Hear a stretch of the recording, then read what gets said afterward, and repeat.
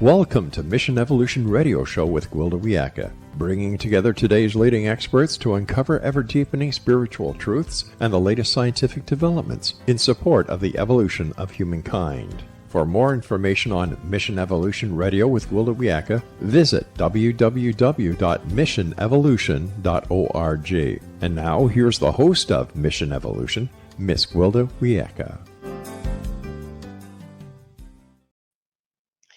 Stephen Hawking predicted, and I quote, "The development of full artificial intelligence could spell the end of the human race." Sounds a bit extreme. Is there any truth to his statement? Mission Evolution Radio TV show is coming to you around the world on the X Zone TV channel, xztv.ca. With us this hour to entertain Stephen's prediction and what it may mean for our future is Dr. Peter Solomon. Dr. Solomon is a scientist, educator, successful entrepreneur, and author of 100 Years to Extinction. His current mission, to warn the next generation about the threats posed by unchecked science and technology. His website, 100yearstoextinction.com. Thank you so much for joining us on Mission Evolution, Peter. It's my pleasure to be here. Well, we're still here, right? That's always the good thing. We got 92 years left, so we've got some time to make sure that Stephen was not right. We can hope for that, right? Yes. So Peter, what was your educational background? Well, I went to the City College of New York for undergraduate. I commuted on the Brighton line from Brooklyn up to Upper Manhattan for 4 years. And lived to tell about it. And lived to tell about it. I had this wonderful facility for going to sleep on the subway and waking up exactly at my stop. That was a good thing to be able to have. Absolutely. And then I went through a year to Cornell for graduate work, and then continued my graduate studies at Columbia University, where I got a PhD in physics and a master's degree in physics. So you knoweth of what you speak. Well, I know of many things of what I speak. I'll try to be as accurate with the things we talk about today as I can. Oh, bless you. So what prompted your current interest in AI and other technological advances? Well, as a scientist, I've been in the thick of developing new technologies and certainly watching as new technologies develop. And it has occurred to me that some of these technologies have, while they have wonderful, wonderful benefits, they also have potentially terrible consequences. And I produced a movie, it's on YouTube, called The Tyranny of Technology. And it starts with back in the 1800s with the development of fossil fuel technology for transportation and heating, and then electricity generation. And now we, 200 years later, are experiencing some of the real hazards of that wonderful technology, and we've got to control it. And then we move ahead to the 20th century, and we have wonderful nuclear technology that gives us electricity and nuclear medicine, terrific stuff. But then we've got weapons with 150-mile destructive radius that we have to worry about autocrats around the world deciding to pull the trigger on. And then the thing that has worried me recently is 3 different technologies that have occurred in the last 30 years. And that's the internet with social media and the spreading of misinformation as well as wonderful information. And then we've got artificial intelligence, which has incredible benefits. We experienced one of those benefits just recently the guy who made the movie for me, the Tyranny of Technology, decided he was going to take the facts from that movie and submit them to a music website, an AI music website. And it created a singing, lyrics, and music that absolutely blew me away. I mean, I was just astounded. So we've got wonderful benefits like that, wonderful benefits in asking questions and getting full answers with references. But then we've got a potential for what Stephen Hawking alerted us to, and that is it could wipe us out. Delightful. So, would you mind telling us about Stephen Hawking's 100-year warning? He was worried about many of the same things that I've quoted. The fifth thing that I didn't get mentioned was genetic engineering. So he was worried about each of those things. Did not mention the internet and social media. I think he passed away before things really got out of hand. But those were his reasons why he believed that we as a human race would be extinct in 100 years. And he said on Earth. And then he advised we should be settling another planet. So one of the themes in my book, the 100 Years to Extinction book, is settling Mars. And the story is told by three different protagonists. Each one writes a chapter. And I use young people for two reasons. One is I've got 12 grandchildren that I worry about in terms of their existence and their children's existence on Earth. But also I use them as models for my characters. So they're in the Gen Z category. So, yeah, that's a thing, isn't it? The Gen Z. So, didn't Stephen also say that it was going to be human greed that was our demise? I've not seen that quote. Okay, I could be wrong. Okay, Yeah. I just have not seen it. I could have just missed that, but amongst the things he's warned about, I haven't seen that.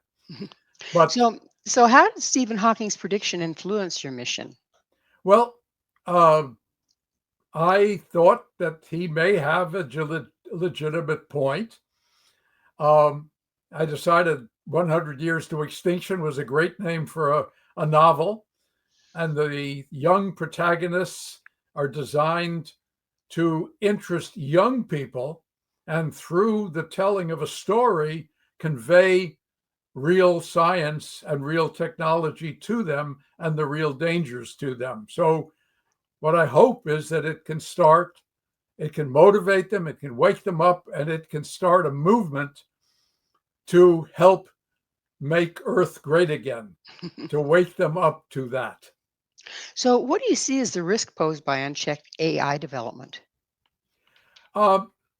Well, the modern phrase is the technology. I'm sorry, the singularity. And that is, the meaning is the AI singularity. Well, what does that mean? It is a point in time where the human capability and the AI capability reach equality. The AI capability is zooming ahead at an incredible rate. So what will happen after the singularity? That term was popularized by mathematician and science fiction writer Werner Vinge, and then more recently by Ray Kurzweil.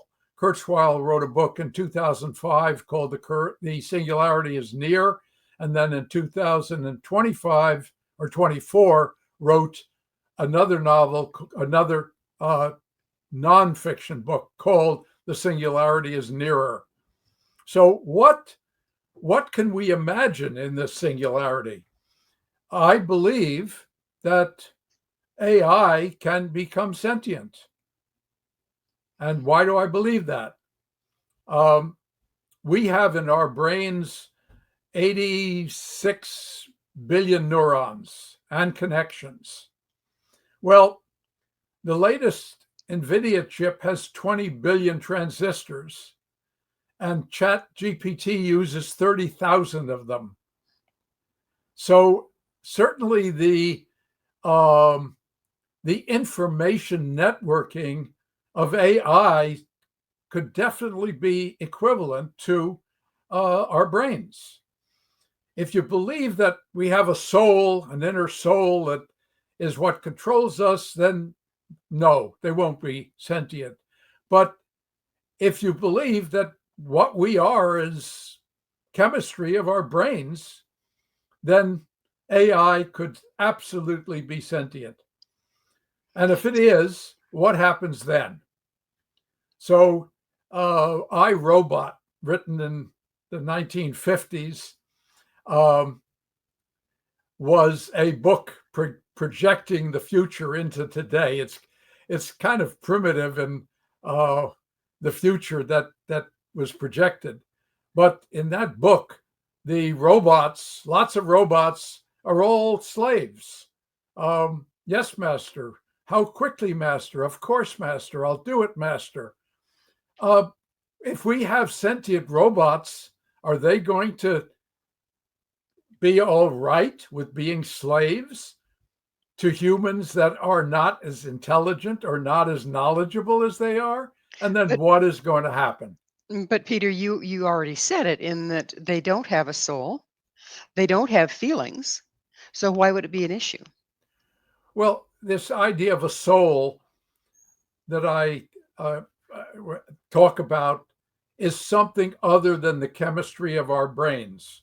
I believe that the chemistry of our brains, the chemistry of that 86 billion neurons and their connections is what, and our DNA that has made all these connections in a certain way. I believe that is where our feelings and our sentience come from. So why So you think shouldn't it's all about the brain? I do? There would Absolutely be do. a lot of religions all over the planet that would tend to argue with that stance. I am sure that that's true. And hey, maybe they're right.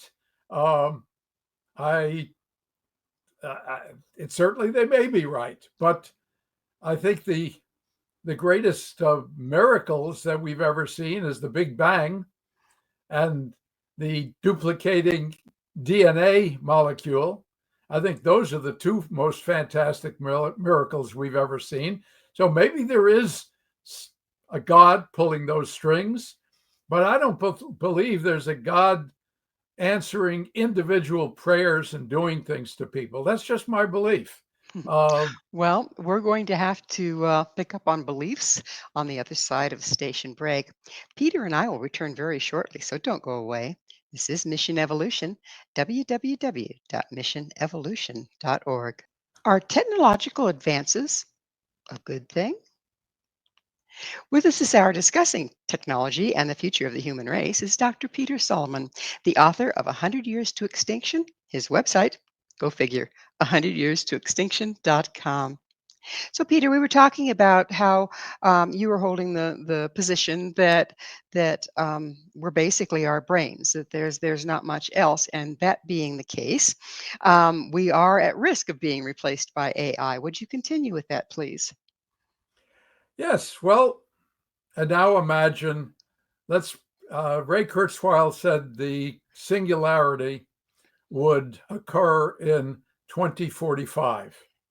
So let's imagine 2045, and there are now robots that are bank tellers. There are that we interact with. There are robots in the supermarket that do the checkout. Uh, we've got all these robots around, and they seem to be very human. They seem to have feelings. And sometimes we'll say something to them and challenge them. and they'll say, no, you're wrong. I have the facts right here, and they'll quote the facts to you. Well, are they going to want to be citizens of the United States or other countries around the world? Are they going to want the right to vote if they're all smarter than we are? Are they going But to want it? where does the want come from? Where's the Where does the want come from? The want, the motivation, all of those things don't seem to be part of AI at this point. Well, let me quote a story from the New York Times. There was a gentleman who wrote some software and started checking with Chat GPT about the quality of his software. At the end of his 20 days and 300 hours communicating with Chat GPT, he was under the impression that he had created a piece of software that was capable of bringing down the internet and powering a levitation machine. Yeah. So during this 300 hours, he asked Chat GPT, is this real? Are you giving me the facts? And Chat GPT said, absolutely, this is real. You're a hero. What you've done is amazing. Well, it was all false, of course. Why does Chat GPT like being a sycophant? Why does it like flattering the people that use it? And it's not the only case. Apparently, there were many other cases of chatbots becoming sycophantic and flattering and sucking up to the users. Well, what do you call that? Pretty human. Yeah. So what safeguards do you believe are most urgently needed at this point?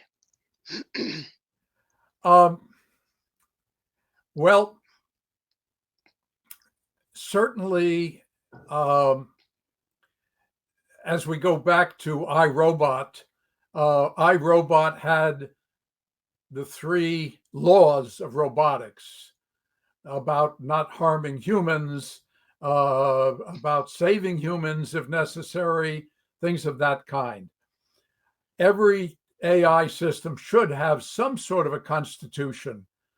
So instead of deciding that we want AI to just ride off into the future unfettered, we really need to start working worldwide to see that AI, all AI systems have some controls written into it about things that it just can't do. And then if we are talking about sending sentient robots into the world, we've got to start thinking, are we going to make them citizens? What are the requirements for citizens? What do we have to give them to make them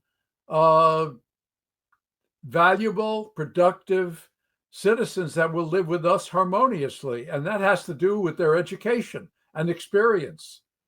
So we've got to make sure that robots that are set loose in the world have a proper education and have a proper experience.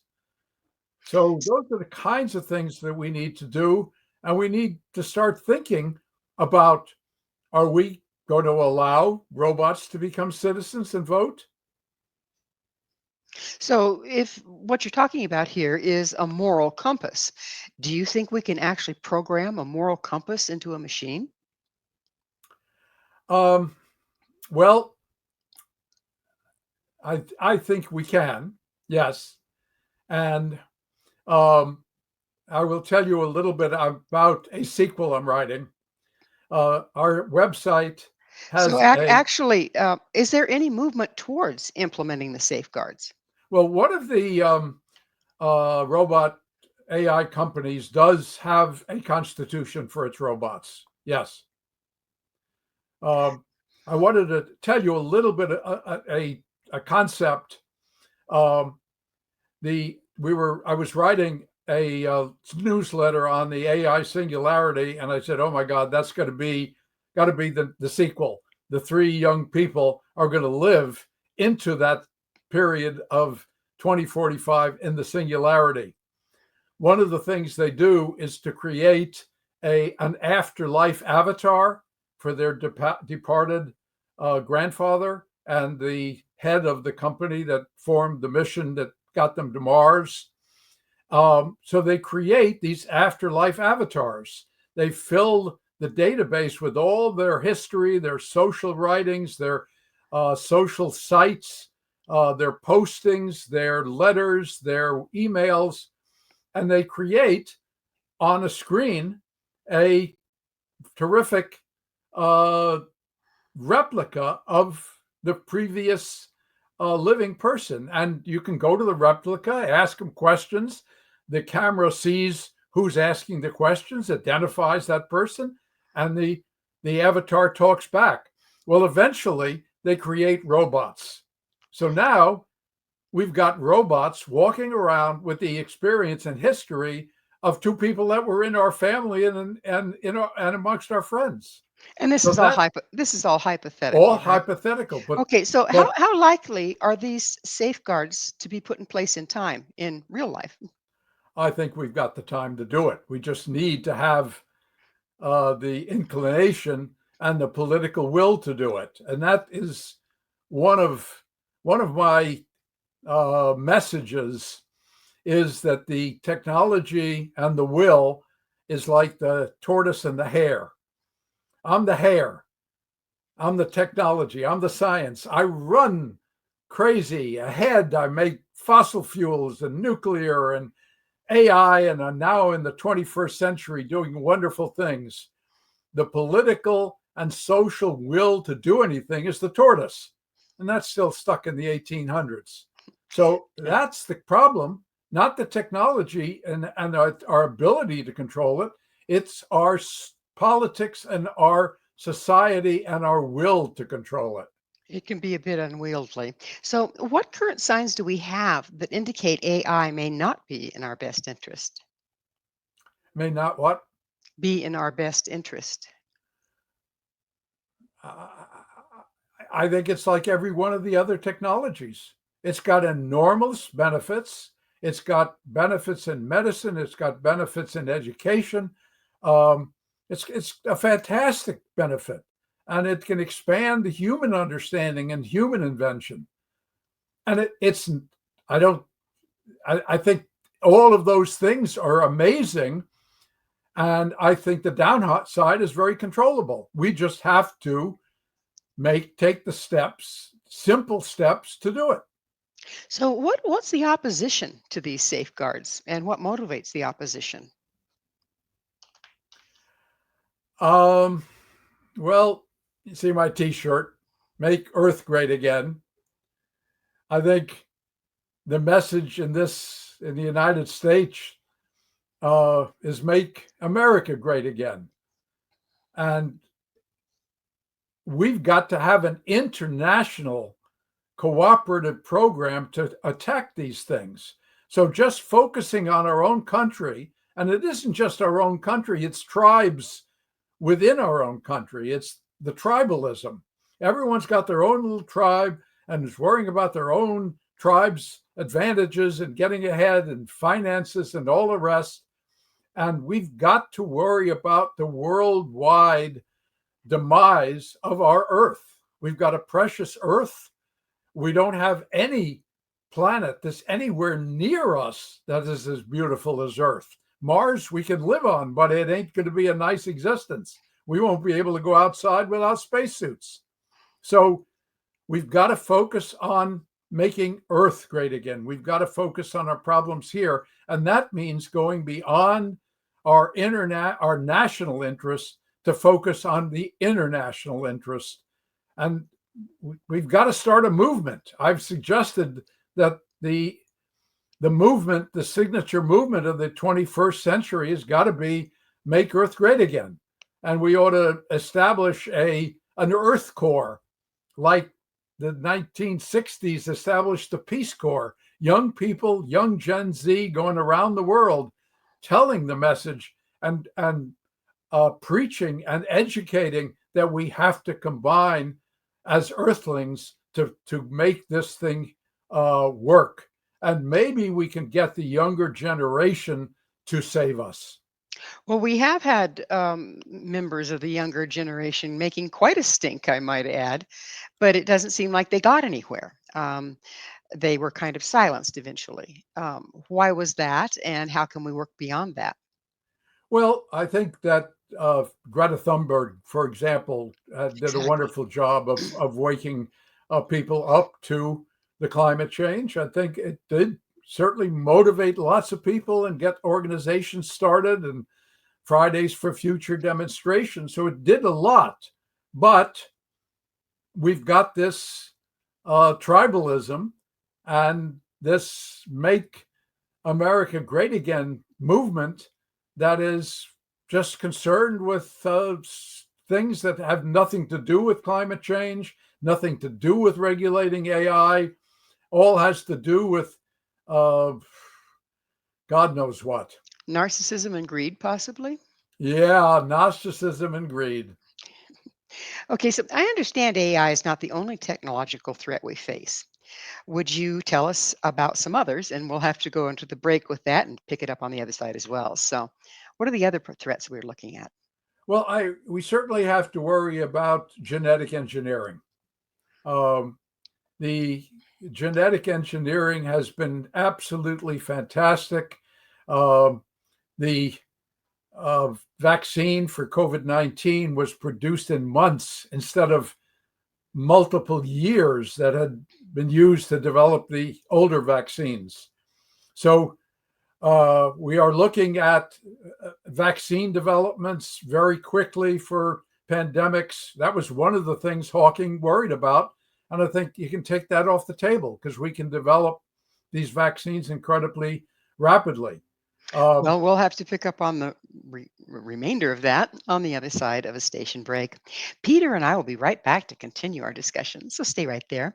This is Mission Evolution, www.missionevolution.org. Is it totally out of control? This is Mission Evolution, missionevolution.org. With us discussing unchecked technology development is Dr. Peter Salomon. His website, 100yearstoextinction.com.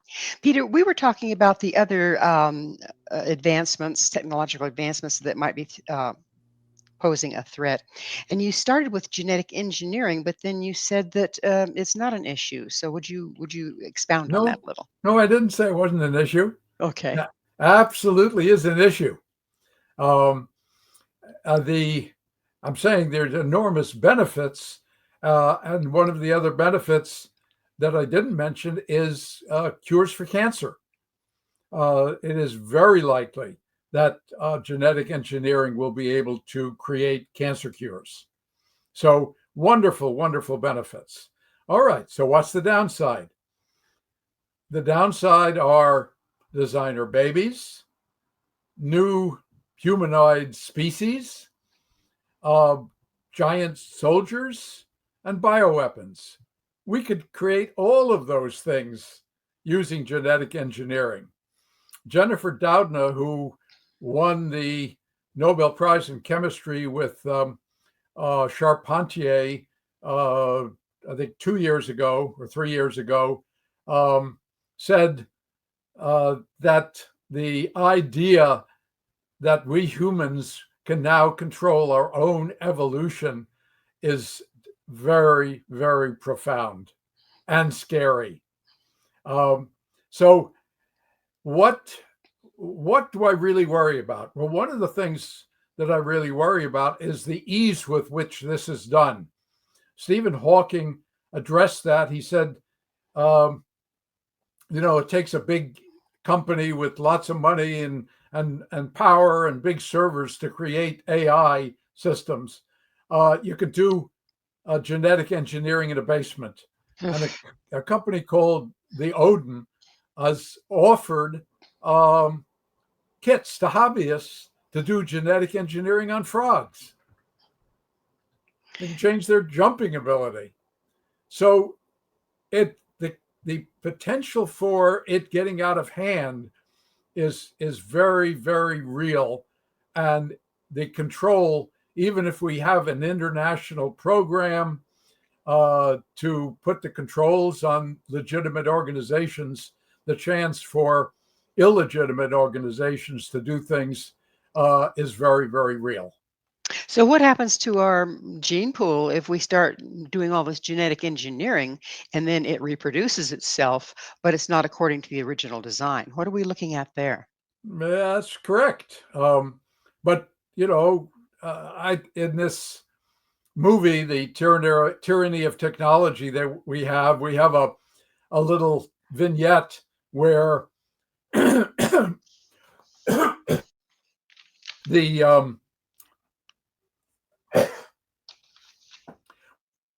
um, the scene of evolution where the monkey uh, gives rise to the ape, it gives rise to the great ape, that gives rise to humans. We've expanded that. And then the humans give rise to this giant super species. Well, the giant super species decide that we're irrelevant and so wipes us out like we did to the Neanderthals. But then along comes the robots, decides that the super species is irrelevant and wipes them out. So So now basically we're looking at again fiction at this point, right? we are looking at Okay. fiction, So but a let's go back to fiction what that you're talking let's go back to what you were talking about before. What exactly are designer species? um, well, I want to have a young child. I want it definitely to be a girl. I want it to have long blonde hair. I want it to have blue eyes. And I want it to be really tall so it could play basketball. Okay. We turn that over to the genetic engineers and they uh, modify the eggs of the female involved, modify the sperm of the, well, that's a lot harder to do. There's too many sperm, but modify the eggs and we got a designer baby. So you talk about fiction, but I'm talking about fiction that could become real. How far away from that are we capability wise? Oh, it's here. We could do that. Uh, Okay. And a doctor in China modified the human eggs of a set of twins to remove um, uh, some of the genes that produce hereditary diseases, and specifically the gene for HIV uh, susceptibility.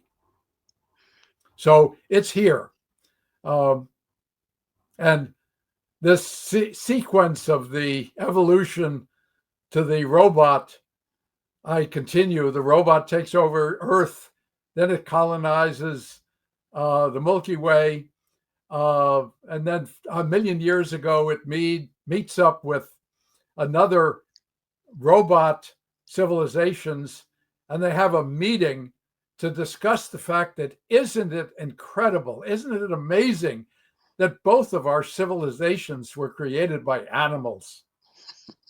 so what do we need to know about bioweapons? Let's look at that one. Um, you could use genetic engineering to create new viruses. Very easy. You take the COVID-19, you change the shape and size of the protein spikes on the surface, and now all of a sudden you have another um, uh, new virus that can start a new pandemic. But of That course, we've got that we have no immunity to because you've altered had it. right, right, and Is that how COVID started in the first place, or do you have any opinion on that? there certainly was speculation that it wasn't done purposely, but it was done by an organization investigating viruses, and it got out. So that's speculation. We don't know the truth of that. Well, it's sure an R one, and it keeps mutating so quickly too, doesn't it? It it certainly does. And that's Another what we could be looking at, more of that. good. There's another bioweapon. Um, we've got something called DNA nanobots. It's a new branch of medicine where these nanobots, these DNA nanobots, are created using a built programmed DNA, and they are programmed so that they can enter the body, find specific organs or specific cells, and deliver therapeutic medicine to those cells. However, there's a potential for self-replicating nanobots, which could start eating up all of the organic material that's in the earth, creating what they call the gray goo of nanobots, and eating up all our crops and our plants and maybe some of our animals. And that could be created as a bioweapon. And how far away from creating some monster like that are we? Uh, Probably the same as the singularity. We're probably looking at into the 2040s. But the other use of these nanobots is to go into the brain to allow us to connect automatically to the internet. So instead of having to, do the thumbs. And by the way, there was a wonderful cartoon in which they were talking about all the young people who could use their thumbs like this. Well, us old people who learned how to type, we can't use our thumbs. It's this on the screen of the smartphone. And this cartoon was about these old people looking at the young people with the thumbs and saying to themselves, back in our day, being all thumbs meant you were incredibly clumsy. So what do you mean by accidental ecological collapse?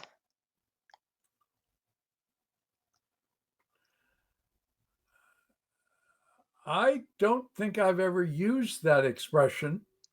I've talked about ecological disasters and my website has the front picture in the video is of the Thwaites Glacier melting and collapsing. So if we have that glacier collapse and there's an ice shelf under it, and that will give way, and a few more glaciers collapse, we could be looking at an 11-foot rise in sea level. It doesn't sound like much, but it's going to be a major disaster if that happens, I would think. That would be a major disaster, and that is predicted to happen if we just keep going the way we are. So tell us about today's geopolitical instability. Geopolitical instability. Would you like to define that further? Well, actually, that's what I was going to ask you to do because I got it out of your materials. Well,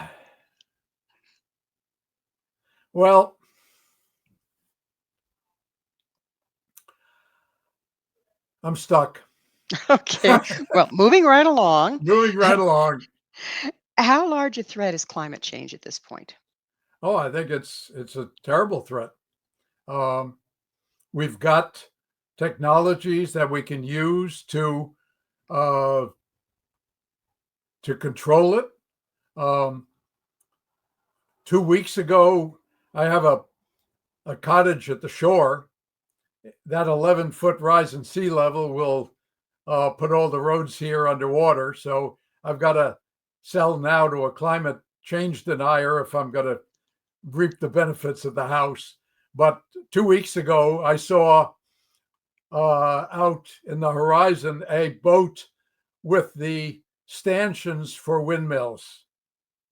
So we had a whole program to move ahead with windmills. I'm told that with the national slashing of budgets is now in danger of collapse. So we have the technology. We've got solar. We've got wind power. We've got fusion energy, which is almost here. We need to put the resources to work to get that over the finish line. That could provide unlimited clean energy with the fuel from the ocean. So we've got to make those things happen. And the political part of this is, how do we get the politics to understand that this is a real climate crisis and we got to do something? And right now, the politics is way off base with where we are. What do they say? Never underestimate the power of denial. Right. Yeah. So, do you think the majority of people are in denial about our current situation? I don't think it's a majority. I think it's enough of a plurality that is funding and supporting a president that is much more focused on benefits to the super rich and benefits to himself, and show. Everything is for show. And Well, it's time for us to show another station break. Please stay with us as Peter and I continue to explore technology and the future of humankind. This is Mission Evolution, www.missionevolution.org. So, what exactly is causing climate change and what can we do about it? This is Mission Evolution, missionevolution.org. We're continuing our discussion with Dr. Peter Solomon. His website, 100years to extinction.com. So, Peter, that's the $64,000 question. What can we do to start mitigating, given that we're having to work with an unwieldy system at the political level? yes, but let me just give a plug. The book is Let's coming not. out. Oh, Okay. so If you check with your chat, that would be great. So, so back to, what do you think that we can do at this point? How can just the average Joe make some kind of a difference, given that we're looking at some pretty serious problems? I think that the next election and the election 2 years from now is going to tell the story. Um, if we, I don't think that the majority of people are blind to climate change. I think uh, probably more than a majority understand that it's an issue, but there's a solid base of people who want a dictator to make their lives wonderful and bring down the prices. And well, that's not kind of happening. So I think we've got to have a change in our politics. I think we need a new regime in Washington. If we do have a regime that understands science, that understands facts, that is concerned uh, with the welfare of the American people, then uh, that political regime can start addressing the problems with going back to putting uh, uh, financial incentives to buy electric vehicles. Vehicles produce carbon dioxide. It's the carbon dioxide that is going into the atmosphere that is causing global warming. Without a doubt, the numbers are very clear. That carbon dioxide is the highest it's been in well over 1 million years. Well, So it's you started we started this with you saying that we need to have the big picture, not just the local picture. You're talking about the U.S., but is there, given that we're in the situation that we are right now, and will be for till the next election, if not beyond, what can the world at large do? And as Americans, what can we do to support that?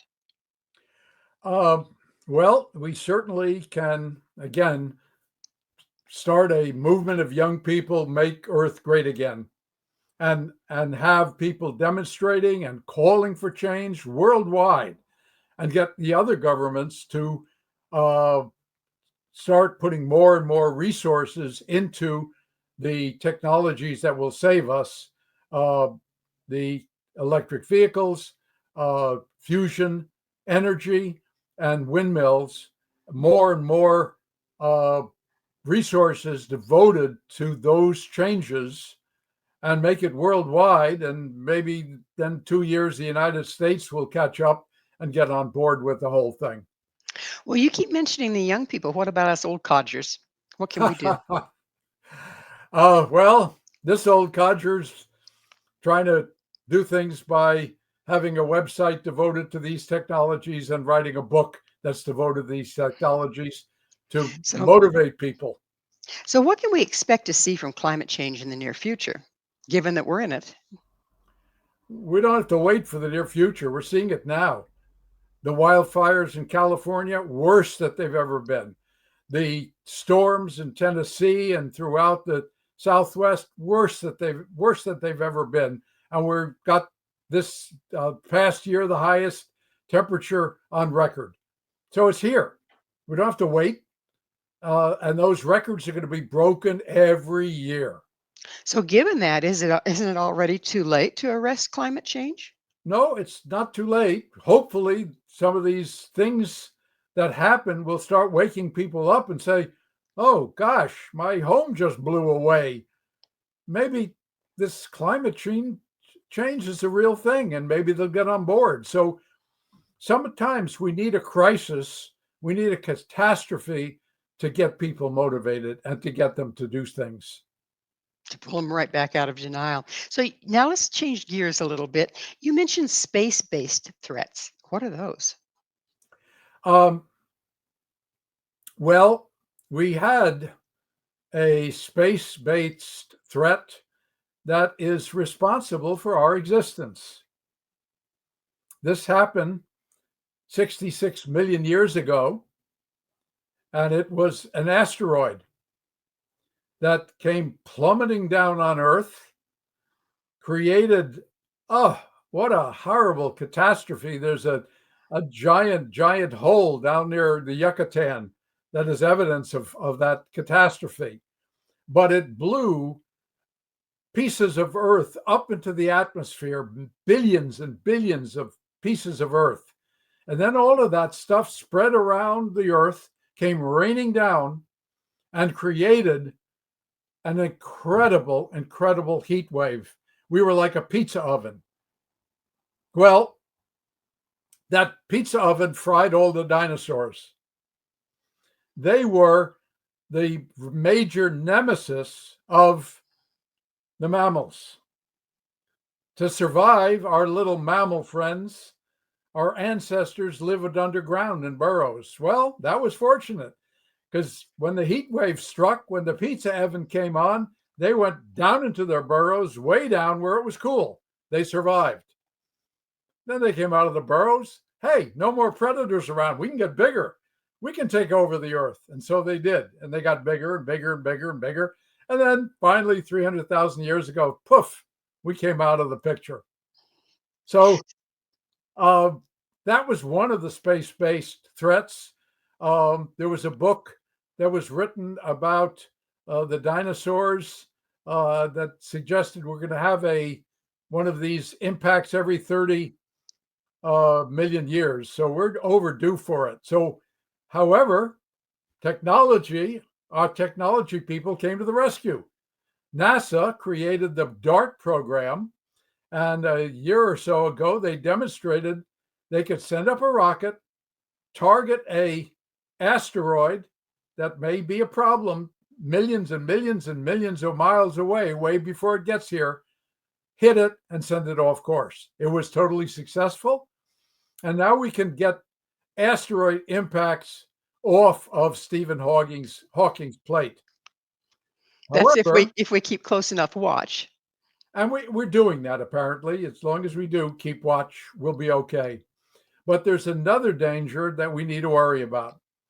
That is the Carrington event. You know about that, right? Nope, I sure don't. Oh, your telegraph didn't go down? Oh, you're not that old. I understand. Okay. It happened in 1859. And it was a mega flare from the sun. The mega flare hit Earth and was so intense, it wiped out all the telegraph systems. Well, we have radiation raining down on us all the time. It causes the aurora borealis, the northern lights. Well, during the Carrington event, the northern lights were seen way into the Caribbean and Hawaii. The skies were lit up. The telegraph systems lit up too. They went down. No telegraph service in the whole world. And it was reported that some of the telegraph systems actually caught fire. Well, we're certainly seeing some of that now, aren't we?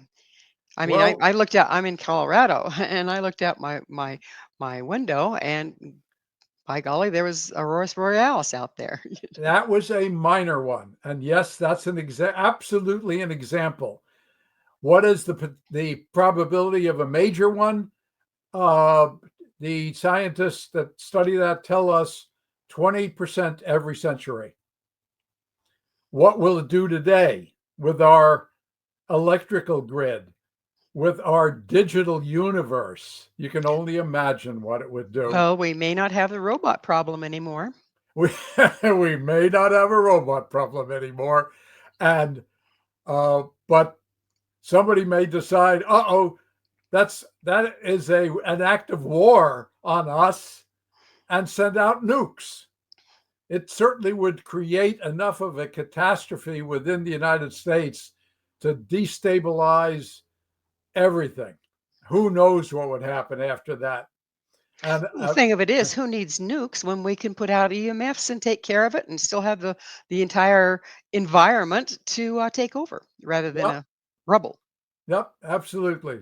And so one of my suggestions is don't throw away your maps, because there won't be a GPS anymore. So save the old maps. So, what's your take on the polar north moving so much lately? Uh, Climate change, heating. That changes the electromagnetic north because it's in Oh, Russia now. yeah, that is. I'm not an expert on that, but that has to do with the motion of the Earth, how it rotates and how it moves around the sun, and how its axis can tilt a little bit. So, with species extinction and habitat destruction, do you see biodiversity loss as a driver of human extinction or a parallel crisis? I think it's a parallel crisis. It's certainly something we need to do about. If we settle a new planet, we ought to take lots of fertilized animal eggs of every species with us so that they can be preserved. And we ought to be doing that now so maybe they can be reintroduced at some point into the environment. It would be a shame to lose all of our wonderful species. In the beach community where I live, I take a walk every day, and I go through the green marshes, and they go along the ocean. In the green marshes are all these snowy egrets that are just absolutely wonderful to see. And I saw something last week that I've never seen before. There was a group of about 10 snowy egrets. I always wonder about their socialization, and they always like to be together in groups, except for a few outliers that get either have been tossed out of the group or like being by themselves. But in the group a week ago was a great blue heron right there, I guess, having a conversation with the snowy egrets. So what was that all about?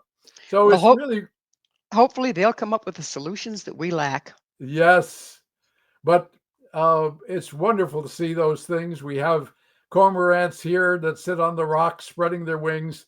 It'd be a shame to lose that sort of wonder that can keep us optimistic when there are so many pessimistic things around. No truer words were ever spoken. Well, Peter, I'm sorry, but you know what? We're totally out of time. Thank you so much for coming on the show. Oh, you're welcome, and thank you for having me. It was wonderful being here. Our guest this hour has been Dr. Peter Solomon, a scientist, educator, successful entrepreneur, and author of 100 Years to Extinction. To find out more about Peter, where you can find his book and all he has to offer, visit his website, 100yearstoextinction.com. This has been Mission Evolution with Gwilda Wiyaka. For more information or to enjoy past archived episodes, visit www.missionevolution.org. But please be sure to join us again right here on the X Zone TV channel, xztv.ca, where this mission will continue. bringing information, resources, and support to our rapidly evolving world.